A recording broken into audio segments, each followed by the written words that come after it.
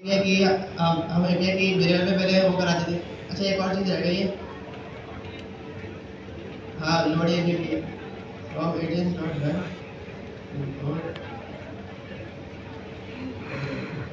ये कॉन्फ़िगरेशन भी है।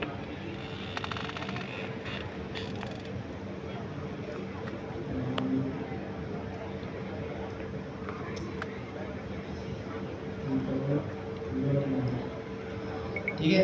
अब ये डॉट डॉट एमवी को हम क्यों करते हैं, ये इसलिए करते हैं कि हमारे इस पेज पे ना ये हमारी एएनवी की फाइल यहाँ पे लोड हो जाए, तो इसलिए हम यहाँ पे लोड करेंगे। सिंपल ये फंक्शन है, इसको हम कॉल कर देंगे। तो यहाँ पे एएनवी में जो भी होगा वो सारी चीज़ों का एक्सेस यहाँ पर आ जाएगा। अब आगे हम चलते हैं। सबसे पहले हम अपनी एपीआई की ले आते हैं। ठीक है। कॉन्स्टेंट्स के वेरिएबल्स का हमेशा कैपिटल में लिखते हैं, ये अच्छी प्रैक्टिस है, इसलिए हमने कैपिटल में एपीआई की लिखा है। और यहाँ पे हम OS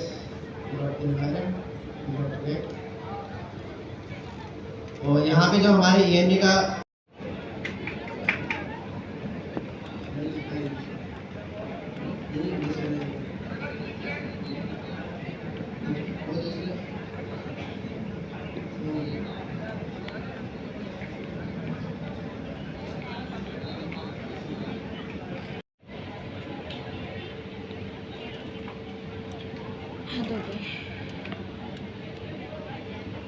वो बेस यूआरएल निकालने हैं हम। बेस यूआरएल है। असल में ये सारे मसले इसलिए हो रहे हैं क्योंकि ये ओपन एआई एचडीबी है, इसमें ना ओपन एआई दूसरे मॉडल्स की तरह प्रिपेयर नहीं करना चलाने के लिए। तो अपने अगर वो हम ओपन एपीआई की यूज़ कर रहे होते हैं तो ये इतनी सारी कॉन्फ़िगरेशन नहीं करनी पड़ती, डायरेक्ट चल जाता है। लेकिन अभी हम गूगल जेमिनी की यूज़ कर रहे हैं तो इसलिए हमें पहले ये सारी चीज़ें करनी पड़ेगी। अब देखिए इसकी ओपन एआई की अपनी डॉक्यूमेंटेशन में ये इसने दिया है। फिर हम मॉडल बनाएंगे। मॉडल में हम ये वाली chat open AI chat communication वाला मॉडल ये जो हमने क्लास है। ठीक है। मैं ये अभी थोड़ी देर बताता हूँ ये एरर क्यों है। जेमिनी 2.0 तो इसने ना एरर दे रहा था, मैंने ये नहीं दिया था। ठीक है। तो वो एरर दे रहा था। हाँ एरर आ गया। लेकिन अगर मैं मॉडल लिखता हूँ तो ये एरर नहीं दे रहा।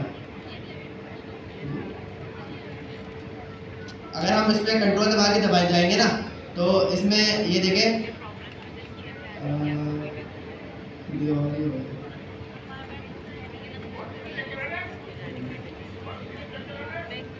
इसमें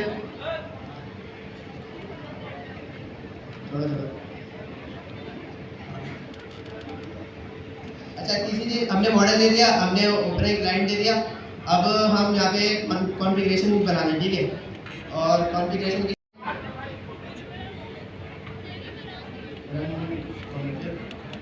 ठीक है। इसके अंदर हमने क्या देना है, इसके अंदर हमने मॉडल जो दिया है और ट्रेसिंग चलेगी भी नहीं है इसमें।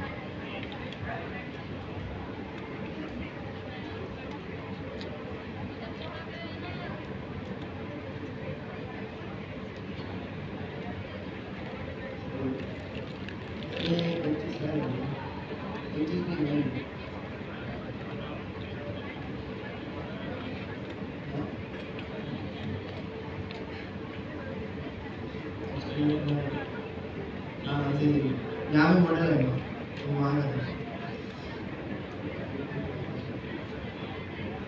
फिर हमने यहाँ पे सारी कॉन्फ़िगरेशन कर दी। क्या होगा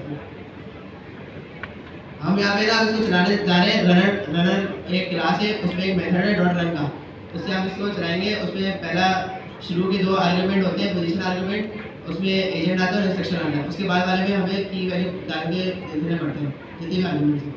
तो हम यहाँ पे इसको सिंक्रोनस चला लेते हैं। तो हम एक रिजल्ट नाम का वेरिएबल बनाते हैं। रनर क्लास है, रनर के अंदर एक डॉट रन का मेथड है। ठीक है।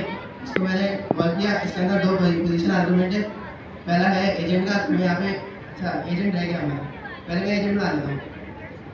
एजेंट बनाया हमने। एजेंट की क्लास जो हमने ऊपर कॉल की थी ओपन इंपोर्ट की थी, ये वाली यहाँ पे यूज़ होगी। तो हमने यहाँ पे एजेंट यहाँ पे बनाने जा रहे हैं। हमने एजेंट बनाया। एजेंट में ना दो चीज़ें आएगी, एक उसका नाम आएगा, दूसरी इसकी इंस्ट्रक्शन आएगी, और वो जो इंस्ट्रक्शन होती है वो सिस्टम प्राउंड कहलाता है। एलएलबी के बाद तीन चीज़ें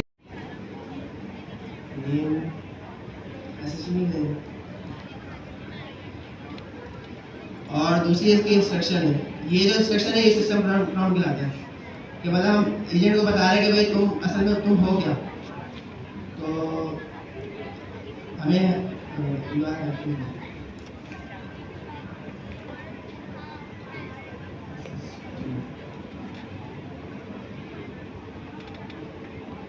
अब ये हमारा एजेंट बन गया। अब ये रन की क्लास है। ये इससे ना ये एजेंट मतलब एजेंट इसके थ्रू चला जाएगा। तो हम क्या करेंगे, इसके अंदर सबसे पहले एजेंट देंगे। पहले की इसकी होती है स्टार्टिंग एजेंट की, और उसके बाद फिर हम इसमें यूजर प्राउंड डालेंगे, जो इंस्ट्रक्शन जो वो कराते हैं इनपुट। जी हाँ बस ठीक है। अभी हम इसको सिंक्रोनसली चला रहे हैं, तो यहाँ पे रन सिंक करेंगे। अगर हम इसको फंक्शन में एसिंक्रोनस फंक्शन में डाल के चलाते हैं, तो यहाँ पे अवेल डाल के हम सिर्फ रन लेते हैं, तो वो एसिंक्रोनसली चलता है। तो यहाँ पे फर्स्ट एजेंट लेते हैं, जो एक एजेंट है जो हमने ऊपर बनाया एक वेरिएबल में। इसका इंस्टेंस इसमें आ गया था एजेंट के अंदर, और एजेंट हमने यहाँ पे पास कर दिया। तो यहाँ पे ये वाला एजेंट पास हो गया। दूसरी चीज़ ये देगा इनपुट।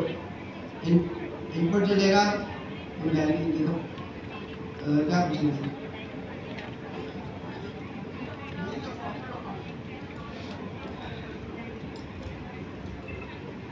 वो is the funder of Pakistan, ये मैंने इससे पूछ लिया, ठीक है। अब रिजल्ट है ना, इसके अंदर बहुत सारी चीज़ें आती हैं। जब ये कोड चलेगा तो इसके अंदर बहुत सारी चीज़ें आएंगी। तो इसमें ना एक डॉट फाइनल आउटपुट की है। उस फाइनल आउटपुट में हमारा ना जो रिस्पॉन्स होगा एलएलएम की तरफ से, एलएलएम जो एजेंट को भेजेगा और वो आएगा। तो हम इसको प्रिंट करा देते हैं।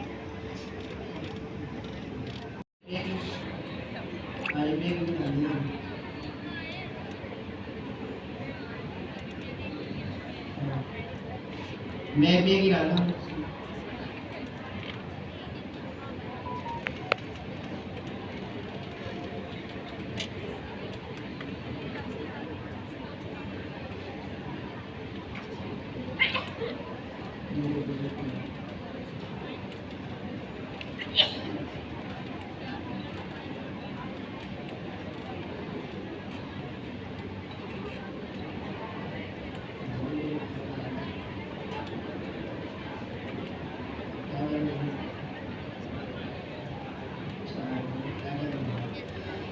अब हम इसको रन करते हैं, होपफुली चलेगा।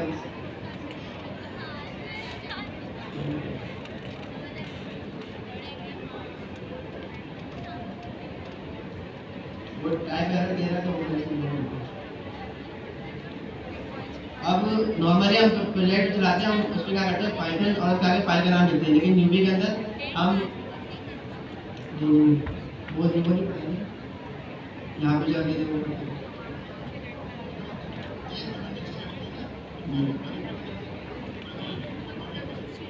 लेकिन वो देखा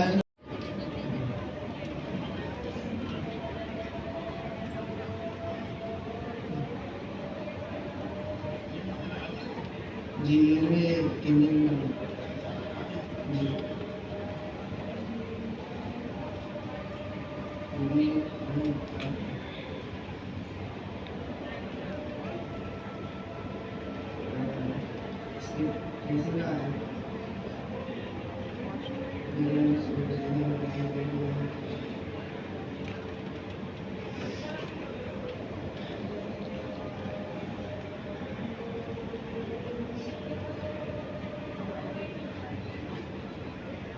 यहाँ से एक क्लास भी मतलब एक मेथड कॉल जो वो इंपोर्ट हो सकता है, सेट ट्रेसिंग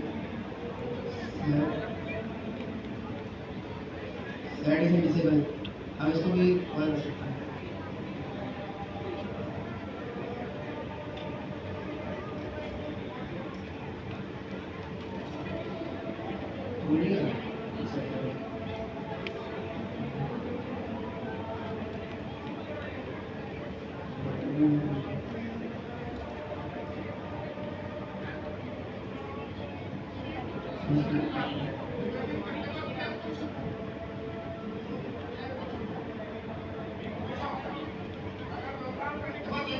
गड़बड़ है कोई।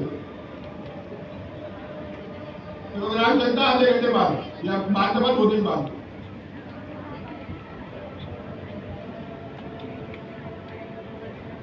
चलिए अभी तक प्रिंट आती है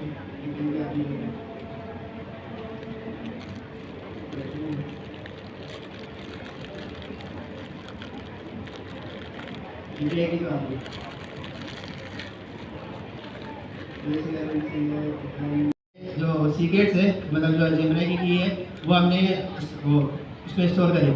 फिर हमने सबसे उसके बाद अपना वर्चुअल एनवायरनमेंट क्रिएट किया और उसको क्रिएट करने का क्या तरीका था, यूवी के बाद VENV और आगे जो जिस नाम से आप करना चाहते हैं, मैं .VENV लिखा था, .VENV के नाम से हो गया। फिर अगली चीज़ ये करी हमने उस वर्चुअल एनवायरनमेंट को एक्टिवेट करा। एक्टिवेट कैसे करा? हमने कमांड यूज़ करी। अगर आपको कमांड याद नहीं है तो मेरे ख्याल से आप यहाँ पे यूवी हेल्प लिख सकते हैं।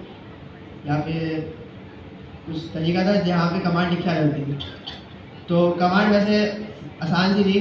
वो हमने कमांड करी तो हमने ये देखा कि यहाँ पे शुरू में ना VENV लिखा आ गया। इसका मतलब हमारे टर्मिनल पे वो वर्चुअल एनवायरनमेंट एक्टिवेट हो गया।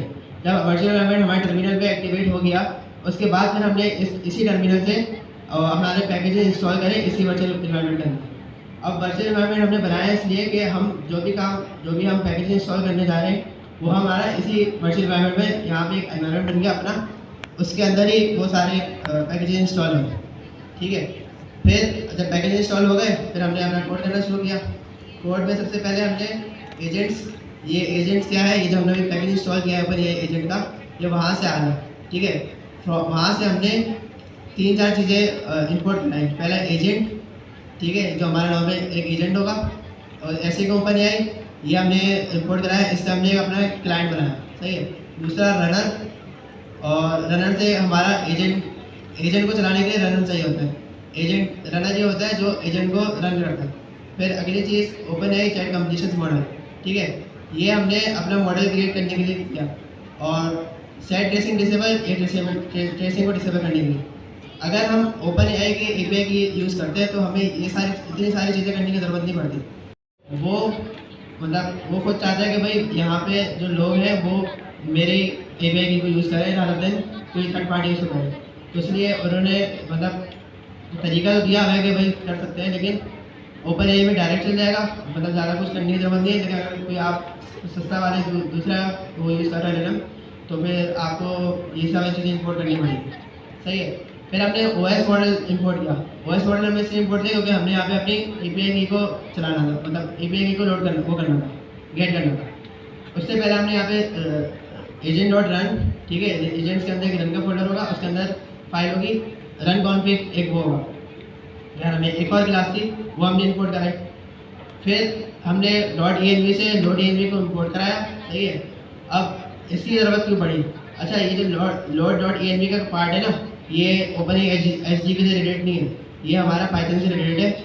मतलब ये इस काम आता है कि हमें जब ENV की सीक्रेट्स को हमारे पेज पे लोड करना होता है, ये इसी की वजह से हमारे ENV से सारा डेटा यहाँ पर आ रहा है। ठीक है, मतलब यहाँ पे लोड हो रहा है इसकी वजह से, और फिर जो हम os.environment.get से ना हम उसको गेट कर लेंगे।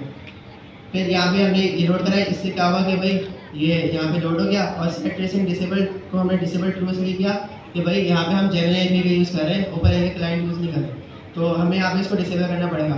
ट्रेसिंग हम कर सकते हैं लेकिन उसका कोई दूसरा तरीका है, वो काफ़ी लंबा चौड़ा है, वो इंशाल्लाह हम सीखेंगे। लेकिन अभी हमने इसको डिसेबल किया है कि हम जेमिनी में ऐसे इस कोड में तो नहीं ऐसे वो नहीं कर सकते, ट्रेसिंग यूज़ नहीं कर सकते। ठीक है, आगे फिर हमने API का वेरिएबल बनाया। अब इसमें हमने कैपिटल लेटर्स यूज़ करें क्योंकि हमने पढ़ा था कि भाई कॉन्स्टेंट्स वैल्यूज जो होती है उसको हम अच्छी प्रैक्टिस ये कि हम उसको कैपिटल लेटर्स में लिखें। और फिर हमने यहाँ पे उसको इसके अंदर API की गेट कर ली। हमने एक्सटर्नल क्लाइंट बनाया। एक्सटर्नल क्लाइंट को 2 चीज़ें चाहिए थी, एक API की थी, ठीक है। हमने वेबसाइट खोली थी और वेबसाइट से हम ये URL लेकर आए थे जो वहाँ पे डॉक्यूमेंटेशन में दिया हुआ है, तो हमने यहाँ पे इसको यूज़ कर लिया। फिर अगली चीज़ हमने मॉडल बनाया। ठीक है, ये क्लास है, ये इंस्टेंस है कि जो मॉडल के अंदर एज एन ऑब्जेक्ट आ जाएगा। सही है।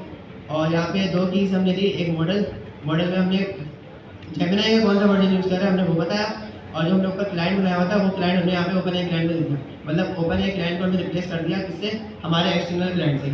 ठीक है, तो यहाँ पे ये होगा कि हमारा एक्सटर्नल क्लाइंट जो हमारा हमने जो अभी लोकल क्लाइंट बनाया अपना जेमिनी का, वो यूज़ होगा rather than open AI client. सही है।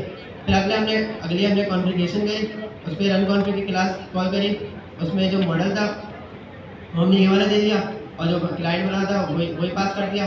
और यहाँ पे वैसे इसकी ज़रूरत नहीं है क्योंकि हम ओपन कर चुके हैं, केसिंग डिसेबल कर चुके हैं। फिर हमने यहाँ पे हम एक थर्ड पार्टी को यूज़ कर रहे होते, जेमिनी यूज़ कर रहे हैं, हम वो यूज़ नहीं कर रहे होते। अगर हम ओपन एआई का अपना की यूज़ कर रहे होते तो इतनी सारी मेहनत नहीं करनी पड़ती है।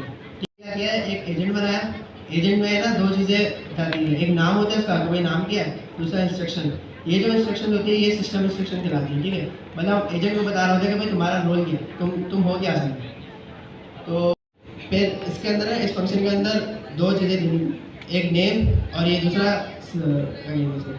इनपुट, ठीक है। ये इनपुट को हम कहते हैं कि सॉरी हाँ एजेंट, और दूसरा ये इनपुट। ये जो इनपुट होता है ये यूज़र इंस्ट्रक्शन होती है।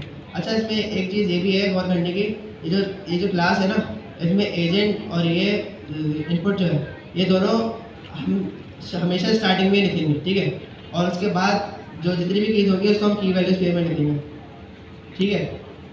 मतलब ये हमेशा इसका हमारी मर्जी होती है कि हम उसको फर्स्ट एजेंट रिक्वेस्ट करके कुछ भी उसको वैल्यू दें या फिर हम उसको डायरेक्ट लिखें। लेकिन इसके बाद इन दोनों चीज़ों के बाद जैसे रन कॉन्फ़िग है ना, ये हमेशा लाजमी हमने ऐसे देना, हम इसको कभी भी ऐसे नहीं लिख सकते।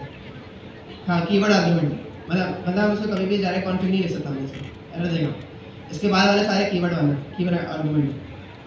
फिर इसका जो भी आउटपुट आएगा एक बड़ा सा ऑब्जेक्ट आएगा, वो रिजल्ट के अंदर स्टोर हो जाएगा, सही है। उसके अंदर बहुत सारी चीज़ें होंगी, उसमें तो हमारे काम का जो है जो एलएलएम रिस्पॉन्स दिया वो जाता है हमारे फाइनल आउटपुट में। तो हमने रिजल्ट करके डॉट फाइनल आउटपुट लिखा, जो भी फाइनल आउटपुट आया वो प्रिंट हो गया और वो हमारे सामने यहाँ आ गया।